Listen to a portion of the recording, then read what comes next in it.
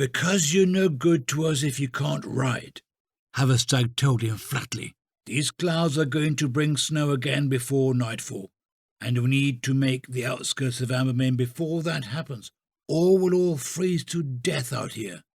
We won't make it before dark if we have to drag you along on foot.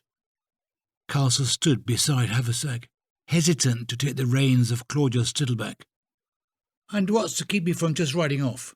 Haverstag smiled at Calsus. Saw what she did to the crow, did you? She rides with me. You ride abreast of us. You just keep pace and don't stray. Haverstag attempted to hand Calsus the reins again. I don't rightly know what they'll do to you when we get to Lurch, but if I had my way, we wouldn't be having this conversation at all. You'd be at the bottom of the river, and I'd sleep just fine tonight thinking about it. Calsus nodded and took the preferred reins. He moved around the Stiddleback and its rear legs, thin and wobbly things, buckled to let him clamber up to the saddle. Its winter pelt had come in thick, giving the normally hairless animal a coat of long white fur mottled with linear patches of black. Calsus had never really cared for the animals. It was the smell that bothered him the most, that and the way their jaws always worked at chewing their cud. Fair enough, then. I'll give you no trouble, but I should warn you that I'm not much of a stiddleman. Where I grew up, north of Roke's Backbone, we didn't have these mangy things. My people rode roebuck. Calsus tapped his heels against the Stiddleback, and it raised up its rear quarter and padded at the snowy ground. Better suited for the sand. People don't ride roebuck, Claudia said from her saddle after she had climbed up behind Haverstag to share his mount. They eat them, and at any rate, there's nothing north of the Backbone. It's a desert, and people don't live in deserts. Calsus adjusted himself in the saddle and settled in for the ride. Some do, lass, some do.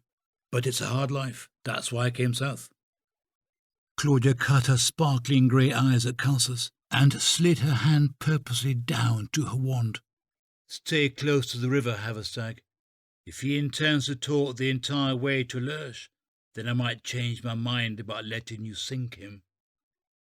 The ride northward let the trio keep close enough to the river that their thought of being dropped into it was never far from Calsus's mind. He cared little for the constant silence that his travelling companions insisted upon, and cared less for them, but he sensed that they were not as horrible as Kimbrack had led him to believe. While the big one, Haverstag, was a giant of a man who looked as fierce as a bedraggled old bear, he suspected that killing was not in his nature. He had obviously killed to protect the girl, but that was not the kind of killing that made someone into a killer. There was something more complicated involved, something pushing him. Maybe he was her guardian or something, and she his ward. Calsus had known a lot of killers in his day, and Haverstag did not have the same look in his eye. Claudia, though, she had that look. She definitely had that look. There was something dark in her that Calsus could not quite put his finger on. Not yet, anyway. Kimbrack had not told Calsus, or the others in the search party sent out to find her, much about the girl. It was clear that something had happened to her, something bad enough to have stripped away her innocence and left her jaded and angry. Something important enough that Kimbrack wanted her.